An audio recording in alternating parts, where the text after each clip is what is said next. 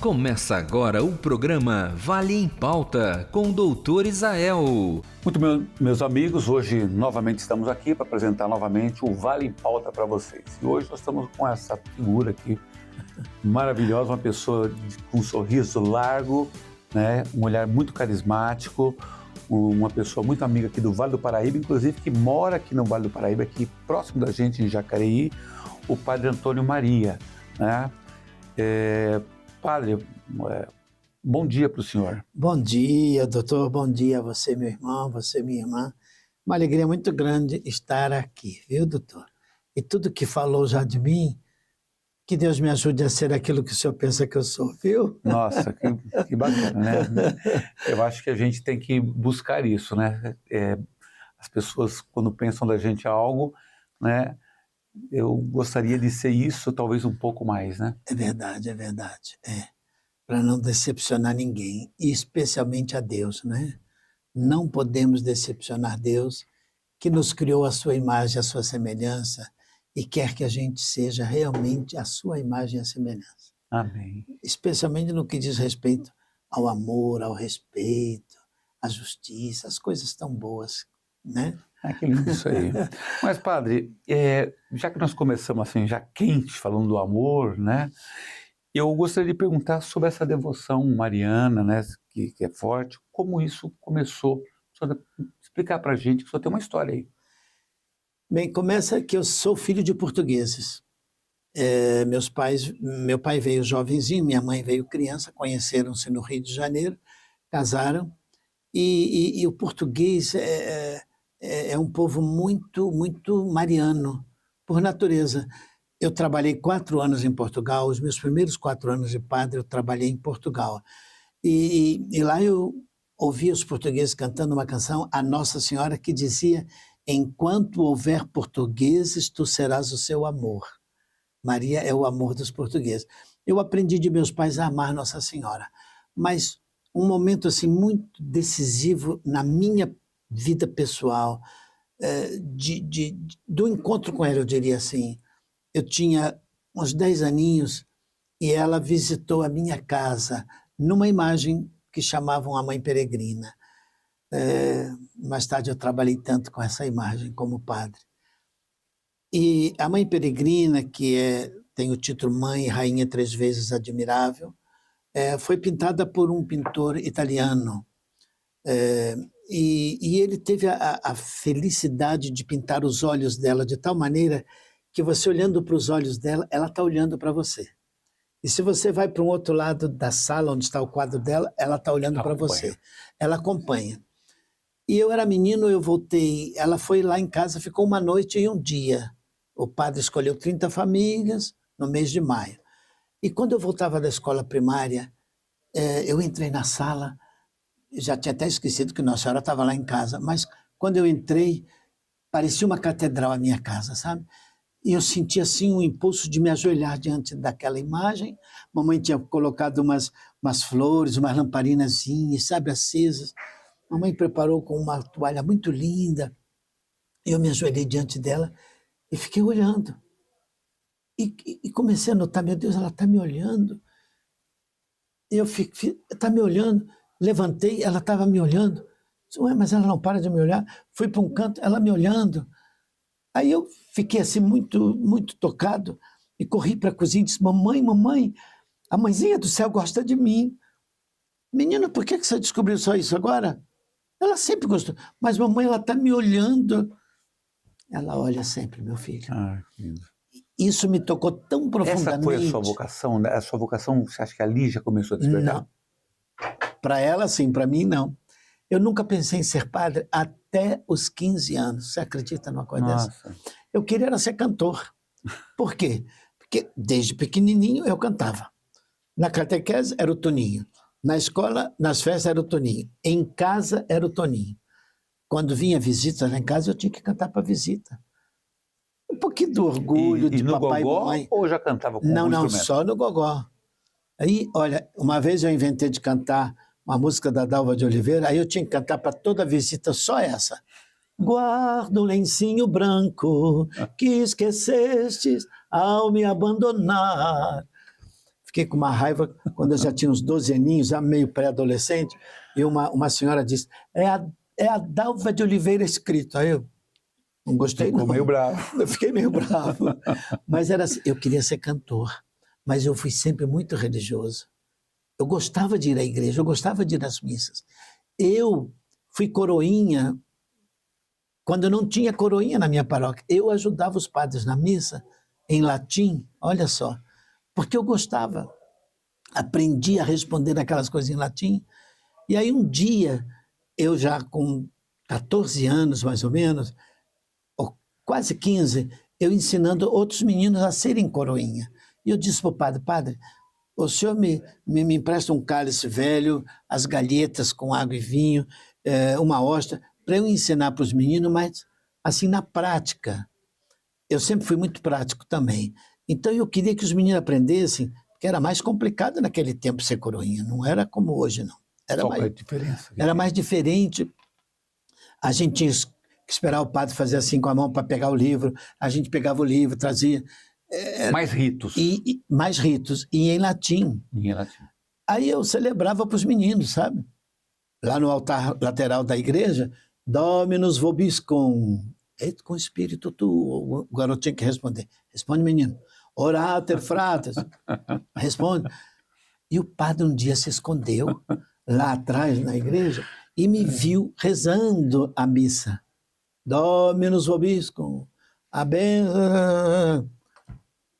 Aí ele perguntou, no final de tudo, quando a gente estava lá no pátio brincando um pouco, quem quer ser padre de vocês aqui? Eu levo para o seminário e no Rio Grande do Sul, onde eu estudei, diz ele. Eu disse, Deus me livre, padre. Toninho, por que Deus te livre? Ah, padre, o senhor já me imaginou o senhor com essa batina preta e eu com essa batina preta para os meninos me chamar de urubu? Quero não, padre. Olha que resposta que eu fui dar. Mas era assim. Peguei minha bicicleta e voltei para casa. Pois a partir dessa pergunta, quem quer ser padre de vocês? E do meu... Declinou. Né, Deus me livre, começou a vir a pergunta, mas e por que não, padre? Ah, não, isso não é para mim. E eu pedalando. Mas, Toninho, a minha voz mesmo falando comigo interiormente, né? Mas por que não, cara? Olha, pensa bem. Tá? Não, isso não é para mim. Né? E aí eu cheguei em casa e falei para minha irmã, brincando, Lina, sabe da maior? O padre me convidou para ser padre, para ir para o seminário. Eu vou. Ai, Toninho, que lindo, meu irmão. Eu sempre pensei que você daria um bom padre, porque você é tão religioso. Estou brincando. Eu vou lá na cozinha falar para a mamãe. Aí eu fui. De novo, mamãe na cozinha. As mães estão sempre na cozinha. Ou estavam, hoje eu não sei muito bem. Eu disse, mamãe, eu vou ser padre, eu vou para o seminário. O padre Aldemar me convidou.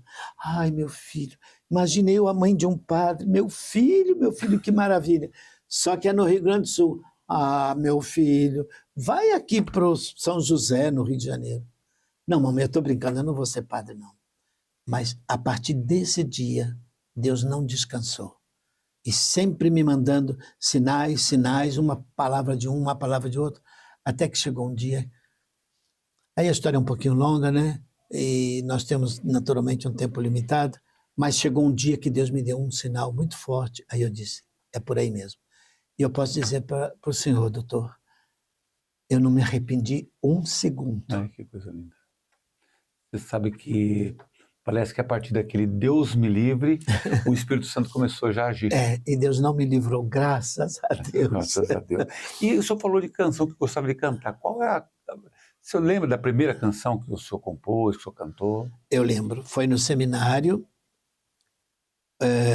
Eu cheguei em fevereiro. Papai e mamãe já tinham essa questão da voz, da música, já fazia parte da família? Mamãe cantava muito bem. Mamãe tinha uma voz linda, mas só cantava quando estava triste. Interessante isso. Quem canta os males espanta. E mamãe tinha uma canção que ela cantava: quem tem filhos pequeninos, por força tem que cantar. Quantas vezes a mãe canta com vontade de chorar. Ai, que bonito. E mamãe chorava cantando porque estava triste. Papai tocava gaitinha de boca.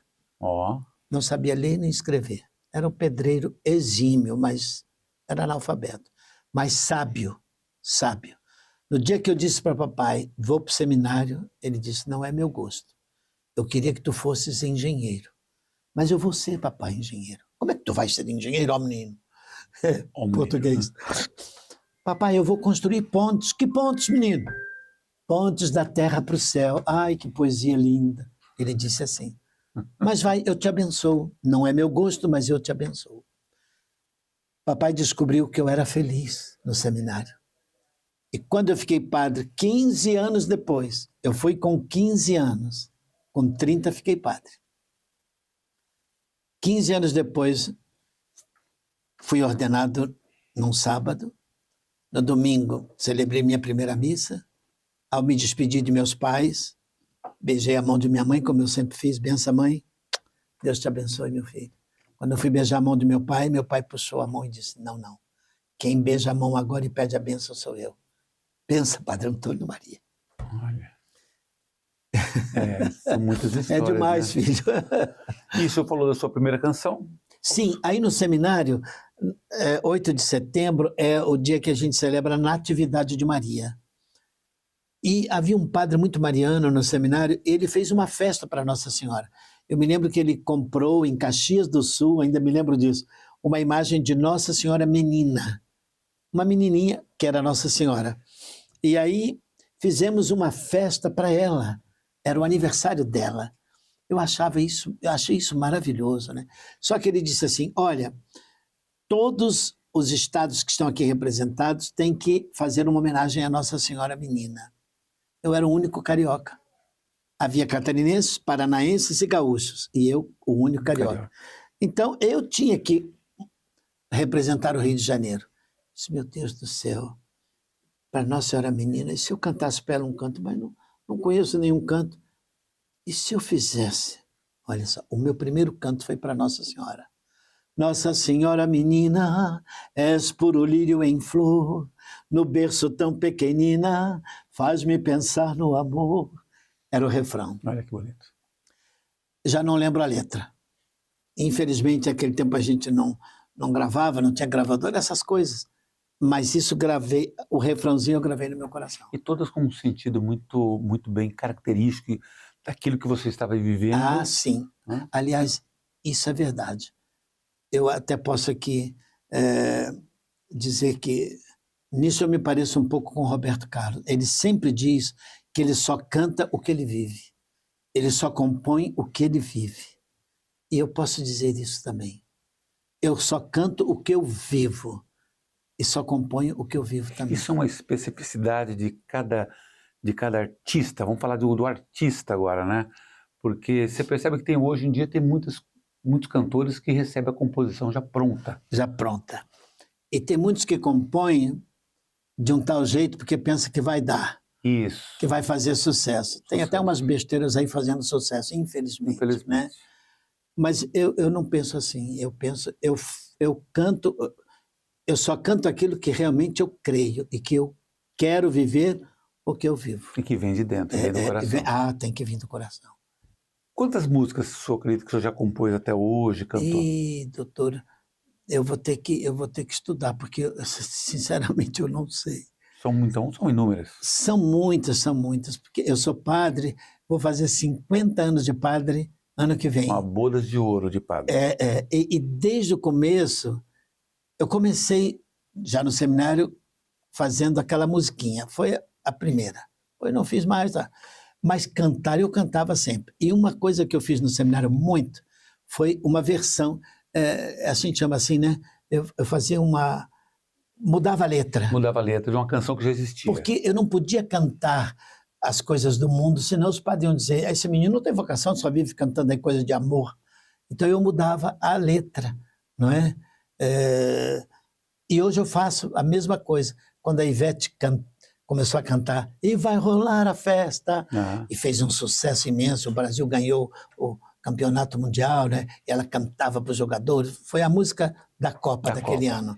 Eu disse, eu vou ter que fazer uma versão para essa música aí, do meu jeito, né? Mas ela tinha, só ela podia gravar essa música por 2 anos, parece. Aí eu liguei para o escritório da Ivete, nunca tinha conversado com ela ainda. Quem me atende? O irmão dela. Jesus, era o nome dele. Quando Jesus me atende, eu disse, estou bem, hein, meu filho? Eu sou teu ministro. Aqui fala um padre, viu? Meu nome é Padre Antônio Maria. Oi, padre. Ô, meu filho, eu queria tanto fazer uma versão da música Festa e tal, porque a minha vida, eu fiz muito disso. Será que a sua irmã me deixaria gravar com a minha versão? Porque eu sei que não vai ser possível, assim, né? O senhor já tinha letra na cabeça. Já tinha feito. Já tinha feito. Aí ele disse, eu vou falar com Vetinha, padre, pode deixar que eu falo com ela. Meia hora depois, quem me liga? Ivete.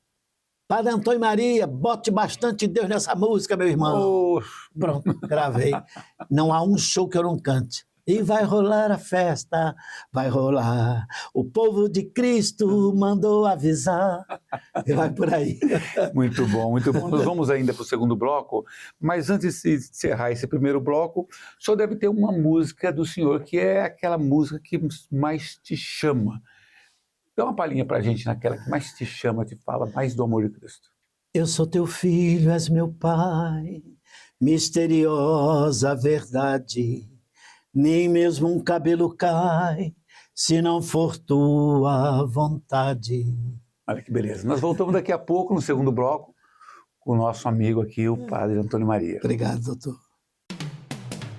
Você está assistindo Vale em Pauta, com o Doutor Israel. Fala, doutor, com o Doutor Israel. No assunto hoje, Fala Doutor, abordaremos infarto do miocárdio. Para tudo. Você é uma pessoa sedentária? Tem má alimentação? Estresse constante? Fuma? Consome muitos alimentos processados? Então, calma lá. O sinal de alerta ficou aceso para você e a bandeira amarela já acendeu, pois essas condições podem causar o infarto do miocárdio. Mesmo em pessoas jovens com menos de 40 anos, a arritmia cardíaca é a principal causa de mortes súbitas em adultos jovens. Apenas em 2024, as internações por infarto aumentaram 59% entre pessoas com menos de 40 anos. Dores ou desconforto no peito são os principais sintomas. Falta de ar, suor, dor nos dentes, palidez também devem ser observados. Se sentir qualquer sintoma, procure seu médico imediatamente. Estamos de volta com Vale em Pauta, com o Doutor Israel. Retomamos agora com o segundo bloco do Vale em Pauta e tá essa figura aqui fantástica, uma pessoa que nós estamos conhecendo e parece que a gente já se conhece há muito tempo. Que bom. Né? Com histórias ricas aqui, ou seja, tem uma vida toda em devoção a Maria e a sua vida também entregue a esse mandato dele como um sacerdote da Igreja Católica. Né? Mas essa semana e hoje nós estamos no Sábado de Aleluia, padre, e essa semana aqui a gente tem uma certa similaridade com a festa hebraica, né, que é o Pessá, a libertação do povo do Egito, e justamente nesse momento festivo nós temos na sexta-feira a crucificação de Jesus e amanhã, né, domingo, que nós comemoramos a sua ressurreição. A ressurreição. Como que a igreja, agora o mundo cristão, né, porque isso é uma festa hebraica, como o mundo cristão enxerga o seu maior, o seu maior ícone da igreja, o nosso Deus vivo, que é Jesus Cristo? Bem, nós olhamos para Jesus como aquele que é realmente a verdade, o caminho e a vida, e a luz, não é? E hoje, justamente, é o sábado da luz, porque nós começamos a cerimônia, vamos começar hoje à noite essa cerimônia, do fogo novo, como a gente chama, não é? Faz-se uma fogueira e desse fogo a gente acende o círio pascal, não é? Que é uma vela maior, com a data desse ano, 2025, né? O alfa e o ômega, o começo e o fim. E acendemos esse círio e levamos no escuro até dentro da igreja e, de repente, quando cantamos o Exultet, né? Um convite para a alegria, para exultar de alegria, acendem-se as luzes. Mas no escuro veio essa luz que é Cristo iluminando o escuro de nossas vidas, as nossas mortes do dia a dia e a nossa morte, que será no dia final aqui na Terra. nós vemos Jesus como aquele que ilumina nosso caminho. Ele é a luz realmente, não é? Eu vou dizer, meu irmão, eu estou passando por um momento assim um pouco difícil na minha saúde, porque há 1 ano e 3 meses atrás eu caí e rompi os tendões do meu joelho direito. Fiz já 3 cirurgias, agora a terceira parece que está dando certo. E foi um pouco de escuro na minha vida esses momentos, porque eu nunca parei na minha vida. Vou fazer 50 anos de padre, eu nunca fiz férias, nunca fiz. Eu vou ficar 1 mês sem fazer nada, vou para uma ilha, nunca fiz isso na minha vida. Eu nunca parei. E agora eu tive que parar. Eu não podia andar, eu estava numa cadeira de rodas. Hoje eu já estou no andador, graças a Deus já posso dar meus passos, mas ainda vai devagar. Mas olhando para Jesus eu descobri que Ele é minha luz, porque Ele iluminou meu coração e a minha mente para eu descobrir que nesses quase 80 anos de vida eu nunca tinha agradecido a Deus o joelho que eu tinha e as pernas que eu tenho. Verdade, nunca tinha agradecido. Precisou eu, uma vez no aeroporto de Guarulhos, sendo empurrado por um dos meus filhos de coração, que eu também tenho filhos do coração, adotados, que eu criei, não é? E o meu filho mais velho ia me empurrando e me vê e pensa, meu Deus, ele reclamava que eu andava sempre muito depressa e hoje ele está me empurrando. Senhor, eu nunca te agradeci as pernas que eu tenho, os joelhos, me perdoa, Senhor, que vergonha, Senhor, eu vou fazer 80 anos, eu não agradeci nunca. Jesus é a luz. Ele nos faz ver a vida. Interessante. E essa analogia que o senhor fez é muito interessante, porque a gente pode replicar isso aqui numa dimensão fantástica, porque a gente vive no afã do dia a dia e realmente nós deixamos de agradecer, como o senhor falou, pela visão, pelas pernas, e a gente acaba vendo que naquele momento que falta, nós reconhecemos a nossa pequenez. Isso mesmo. E que Ele é a luz. Ele é a luz.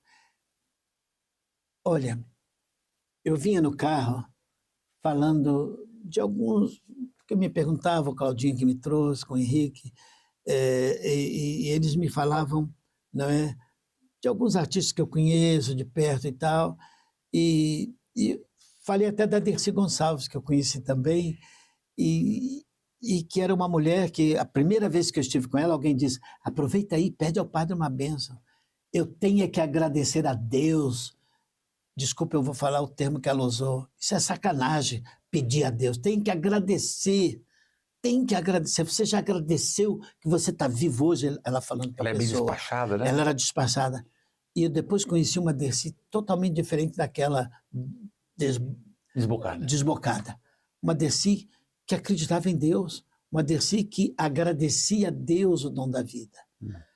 E foi por isso que um dia, quando fiz 70 anos, eu estava agradecendo a Deus sozinho, numa capelinha que fica ao lado do meu quarto, agradecendo a Deus à noite, né, já pronto para ir dormir, um silêncio profundíssimo. Eu escutei, não é que eu senti, não, meu coração bater.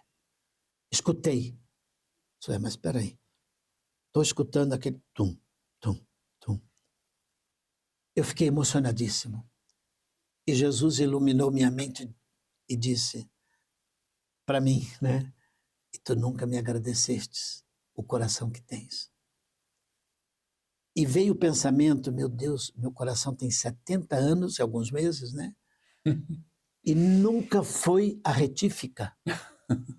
Minha ponta, eu pensei, qual é o carro melhor do mundo que gira pelas estradas sem parar 70 anos e não vai para o mecânico? E não paga IPVA. Existe.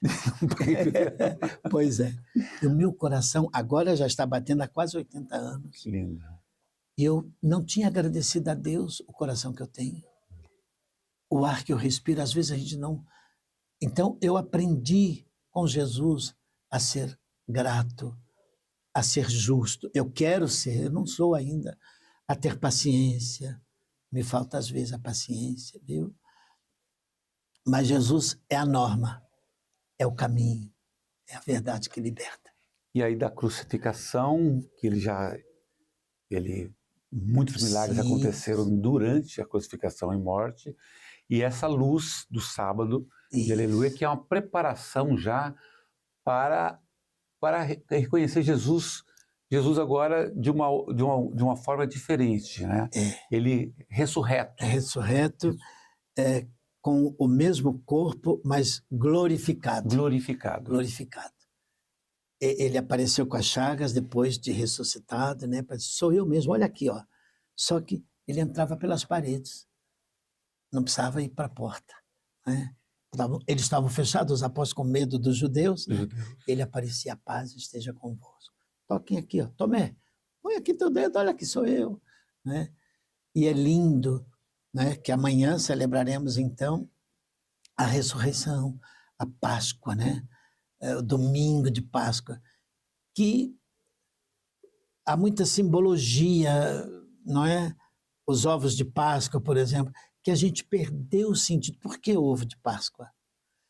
O ovo é um símbolo maravilhoso da ressurreição. Se a gente pensa no ovo da galinha, o pintinho lá dentro, que de repente com as suas próprias forças, não é a galinha que bica o ovo e quebra, é o pintinho que sai de dentro para a vida. Jesus estava dentro do túmulo, como um ovo, e com a sua força divina, sai para fora. Coelhinho da Páscoa.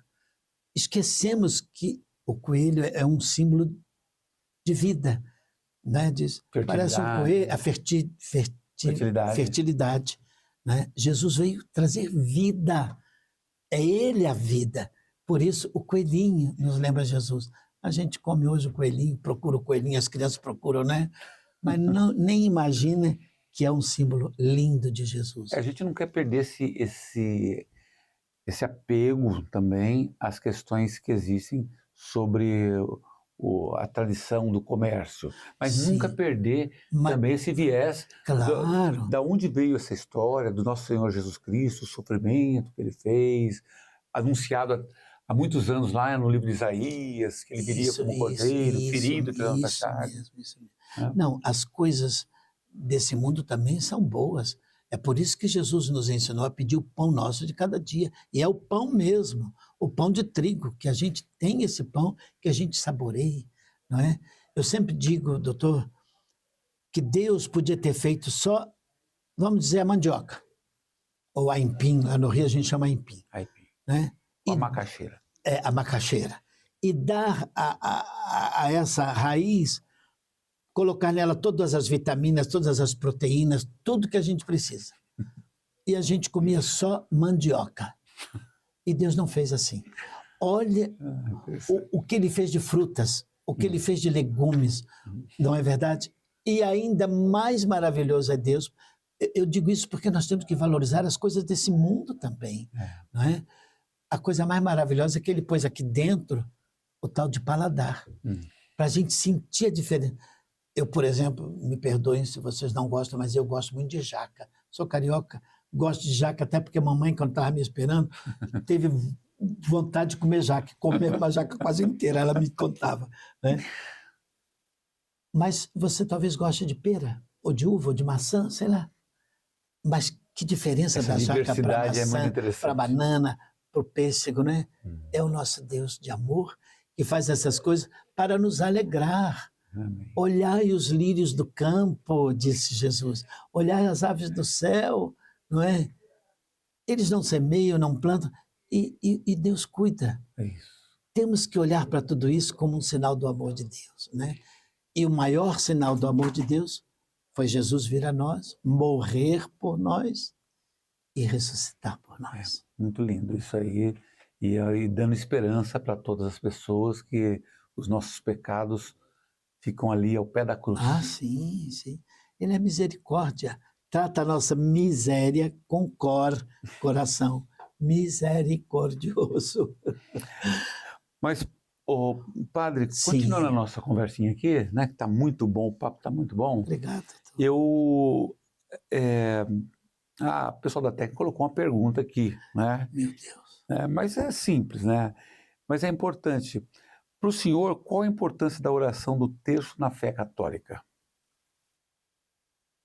Olha, eu comparo o terço com uma metralhadora de 50 balas e não falha uma. eu comparo o terço também como uma corda através da qual... Aí tem uma historinha que não está na Bíblia e não é bem assim, mas é uma historinha que pode ilustrar o que o terço é. By Padre Antônio Maria. São Pedro chega um dia para Jesus e diz: "Ô mestre, tem muita gente aqui no céu que não passou pelo meu caderno. Tem gente aí que eu nunca vi, não entrou pela porta principal." "Pedro, isso deve ser coisa da minha mãe." "Mas então, peraí, Pedro, vem comigo. Vamos ver onde é que a mamãe está, o que ela está fazendo." Aí a história conta que Maria estava à janela do céu, com um rosário imenso, pegando as pessoas que se agarravam nas contas para subir para o céu. O terço é um caminho para o céu também, porque o terço e o rosário nos faz meditar nos mistérios da nossa fé.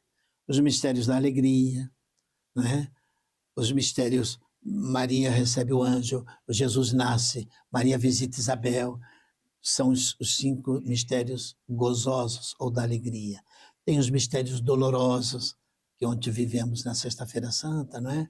Jesus pega a cruz, Jesus é açoitado, Jesus está na agonia no Horto das Oliveiras, é coroado de espinho, morre na cruz. Os gloriosos, que é hoje, à noite e amanhã, né? Jesus ressuscita, Jesus depois sobe ao céu na ascensão, manda o Espírito Santo, são os gloriosos. E João Paulo II nos deu de presente também os luminosos, o batismo de Jesus, a pregação de Jesus, o milagre em Caná, né, a transformação da água em vinho. Então, o terço, o rosário, nos faz meditar os mistérios da nossa fé e ver como Deus é bom. Deus nasceu por mim, Deus caminhou por mim, Deus morreu por mim, Deus ressuscitou por mim. É maravilhoso. O terço é um jeito da gente dizer para a mamãe do céu: "Eu te amo, mãe." Posso contar uma historinha? Pode. Casal de noivos, isso nos Estados Unidos, isso é verdadeiro. Essa história é verdadeira. Havia naquele tempo um bispo americano, Don Fulton Sheen. Foi um grande pregador que trabalhou muito na rádio naquele tempo. E então, um casal de noivos, ela era evangélica e ele era católico. A única coisa que ela não gostava no noivo era o tal de terço que ele rezava.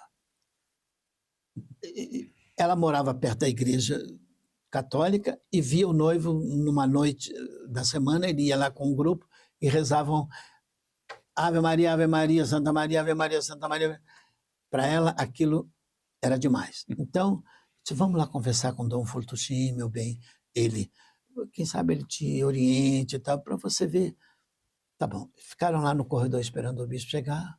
O bispo chegou: "Vamos para a minha sala, vamos." "Qual é o problema?" "Ah, seu bispo," ela, eu não suporto esse tal de terço que o meu noivo fica rezando. Parece um papagaio, sempre falando a mesma coisa, sempre falando a mesma coisa." "Um papagaio, seu bispo." "Minha filha,